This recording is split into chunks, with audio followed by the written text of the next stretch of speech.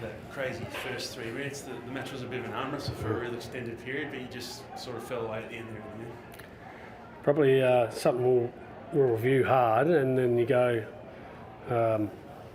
3 goals in 3 or 4 minutes, whatever it was, and the margin was pretty much that in the end, wasn't it? So, but a bit reflective of what we just spoke about. You know, some losing a lot of territory at the minute. Centre bounces were a big cost. 16-6 or something like that, and scores too. Like centre bounce scores. So, this is the game, isn't it? You sort of got to be good at everything at times, but not really bad. Or maybe I check that in. You got to be not really bad at phases of the game. You can hang in there and fight. 16-6 and goals from centre bounces wasn't great tonight. I guess following on from last week, where Essendon did that really well with the marking game plus 50. I think tonight Geelong was plus 7 with marks. Really, I guess, stunted your running game a bit. How do you sort of see that? Yeah, that was interesting because they kicked the ball around and really didn't go anywhere. And if anything, at times they kicked it back to us. There was no territory gained from it. But then there was. This is the thing we weigh up. You go, so for 3 quarters it didn't hurt us. There was no scores from relatively low scores from that phase, but then there's potentially a cost of energy. Whether we got that right or not, that's something we'll reflect on. I mean, Nick sort of fought through it, but it looked like he got that, was it a corky to his hamstring? Yeah. Was it something he had to fight through? Look, at this time of the year, I think everyone's sort of carrying. I think both teams sort of get to the line to play. I think that's the reality of this long season that everyone's living. Be very surprised if not everyone's got something. How hard is it? Obviously, your injury list has been well documented. Is it sort of critical mass with just trying to just? You were so great for that sort of 10-11 week period, but do you feel like it's catching up a bit? How do you sort of see it? Yeah, I do. I do feel like there's a little bit of a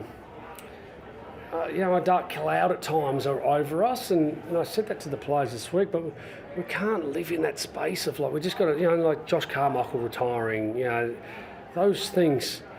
We've got to be able to celebrate and support, but also keep moving. Brody Myercheck, these guys, but we're not here to make excuses. I think for major parts of tonight, we looked like ourselves, and if you come watch us, there's a lot of elements of us. Earlier pressure was really good, and then the other phases of our game, we had minus 20 inside 50s.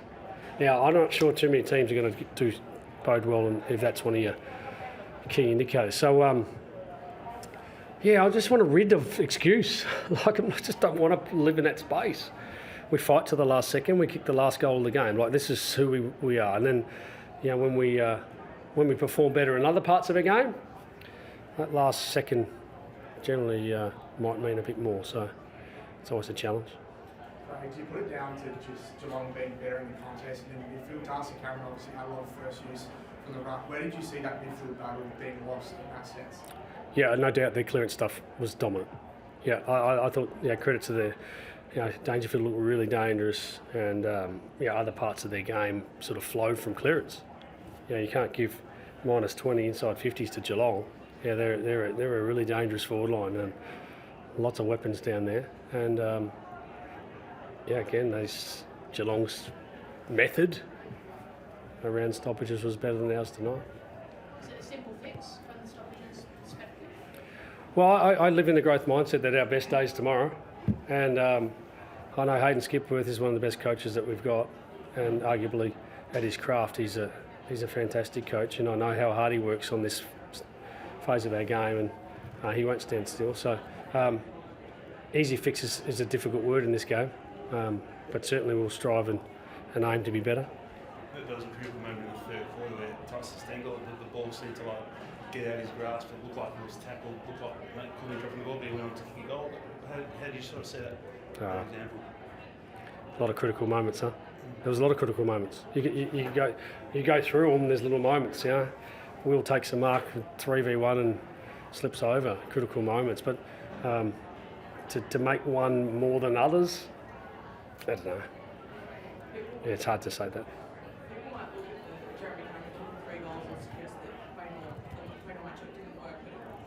Do you know how many goals he kicked last time we played him? He kicked 7 goals, 4. It still felt like Quaynor did a really good job. Oh, there's from major parts, we thought we had one of their most dangerous players in check, and as all very good players do, find a way to kick goals. We had one nearly touched on the line of those three, and then the other one was a brilliant snap over his head. What a quality player. You give up 3 first-round draft picks for a reason. So that's But I think to your question, I think Quayna and some others were handing him over at times. I thought in terms of when we've played him before, this is by far the best result so far. Jamie Elliott returned from injury. Just some of the moments where he sparked you. Just how exciting is that? If you're going to take some positives away. We'll take many positives away. Well, also, reality is that there's 6 games to go. Time's running out. But we'll look to reward all the behaviour that makes us who we are. And but time's running out. Yep, time's running out. How do you talk about that with the players? You said to us, time's running out, but if you sort of said you like to keep that positive mindset in terms of making finals, getting in a position to really attack finals. Well, reasonably easy because it's just the facts. We've got a number in our head that we thought would get the job done to make finals. This year's been probably like no other, but we don't talk about the future. We don't know. I know the ladder and win and loss is where most of the judgment comes from, but internally we've got to go, hey, let's get Monday really well done and keep getting better at our centre bounce or our ability to just to fight in these little moments or make great decisions around these things or take away uncontested marks. We live in that space, but we're also we're realists. 6 games to go, running out of time. The last time we lost 3 in a row, you obviously responded so well. Is that something you can use to the players? Well, I don't want to look too far ahead, but the space that we live in, why can't we perform really well in all the games that are coming up? There's no reason to think otherwise. We'll start to look at our group and who's available, who's not available, and then keep trying to get better. That's all you can do. Was it a step forward from last week? Potentially. I thought we probably played 30 minutes of footy last week, lost by 12 points to a very good team. Tonight we probably played better for longer periods, but again, we didn't do it for long enough. Craig, in the last quarter, Geelong really used the clock really well, but their time and space to deny you the ball, was that a frustrating impact in the last quarter? So was there a bit of fatigue perhaps setting in? And was that one element of the night that was really frustrating towards you when you were sort of assessing how it played out in the last quarter? Yeah, great question, because it was a frustration that we were trying to get the right amount of numbers forward so when we got it there we could actually keep it there. We sent 2 or 3 messages out. We're trying to scream from the boundary like, come on, just to make that work. But again, the cost of that is untold in terms of energy and whatever. But the Cats were fantastic in the last quarter of managing the clock. We had to score. You get behind, you got to score. And we couldn't get the ball at times. So that was definitely a frustration.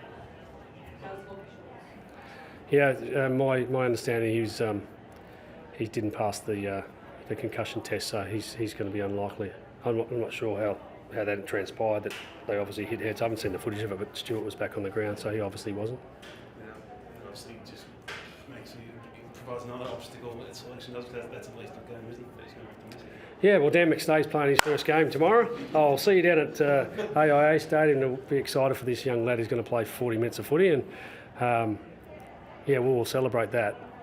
He's worked extremely hard. It's incredible, to think how hard he's worked to get himself in a position. If you go down there, he's looking really fit and strong. So we wish him well, and anyone Collingwood supporters, you want to feel good for the weekend, get down and let's celebrate Dan, and hopefully he gets through unscathed.